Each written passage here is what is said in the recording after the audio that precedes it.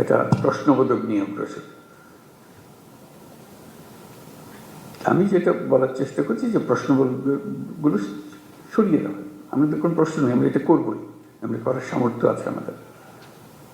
এই যে নতুন করে আমাদের যাত্রা শুরু হলো, এটা একটা মস্ত বড় সুযোগ। এই সুযোগটার উপরে আমি আন্ডারলাইন করছি, এই সুযোগটা যেন আমরা হারিয়ে না ফেলি। এটা শুধু মুখে বললে তো হবে না, সেটা ওই যে আজকের যে আলোচনা হচ্ছে সেটার মাধ্যমে ওটা করতে হবে। যে সুযোগগুলো সৃষ্টির জন্য তারও একটা পরিবেশ লাগে, সেই পরিবেশটা সৃষ্টি করা। তো সেখানে পুলিশ বাহিনী একটা মস্ত বড় ভূমিকা পালন করে। ওই যে বললাম, আইন ও শৃঙ্খলা। আইনটা যদি আমরা সঠিকভাবে প্রয়োগ করতে পারি, শৃঙ্খলা যদি প্রতিষ্ঠিত করতে পারি, তাহলে যে কোনো যুদ্ধ জয় সম্ভব। এই যে এগিয়ে যাওয়ার যে যুদ্ধ লড়াই, যেটা এটা আনন্দের লড়াই, এটা কোনো কষ্টের লড়াই না। যত এগিয়ে যায় তত ফুর্তি লাগে, নিজের কাছে ফুর্তি লাগে, নিজের ছেলে মেয়েদের সঙ্গে কথা বলতে ফুর্তি লাগে যে আমরা একটা কাজ করছি, তারা দেখছে, তারা উদ্বুদ্ধ হচ্ছে, এবং নিজের তুষ্টি হচ্ছে যে আমি একটা এমন ভূমিকায় আছি যে ভূমিকায় দেশের একটা পরিবর্তন হবে।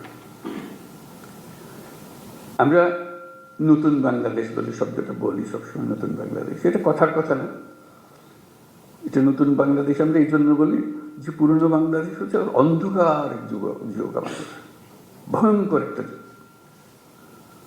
সেই ভয়ঙ্কর দিন থেকে আমরা সুন্দর ঝলমলে একটা দিনে আসতে চাই, সেটা হলো নতুন বাংলাদেশ।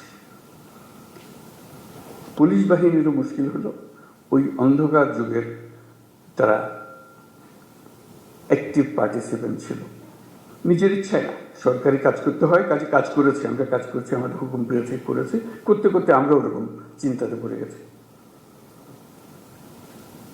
কাজে নতুন বাংলাদেশ সৃষ্টি করার জন্য তোমাদেরকে ওই চিন্তার থেকে বেরিয়ে আসতে হবে যে না, আমরা নতুন বাংলাদেশ সৃষ্টি করব। আমাদেরকে অনেক দোষ দেয়, আমরা দেখিয়ে দেবো মানুষ খারাপ না, আমরা খারাপ মানুষের পাল্লায় পড়েছিলাম, আমরা সে খারাপ মানুষ থেকে বের হয়ে এসেছি, আমরা ভালো মানুষ, আমরা দেখো কি করতে পারি। সেই দৃঢ় চিন্তাটা মাথার ভিতরে রাখতে হবে যে আমরা একটা দেখিয়ে ছাড়বো। আমাদেরকে সবাই গালিগালাজ করে, মন্দ বলে, আমাদের কাজের মাধ্যমে আমরা দেখাবো যে আমাদের হাত দিয়েই এই নতুন বাংলাদেশ সৃষ্টি হবে। আমরা একটা তাতে বড়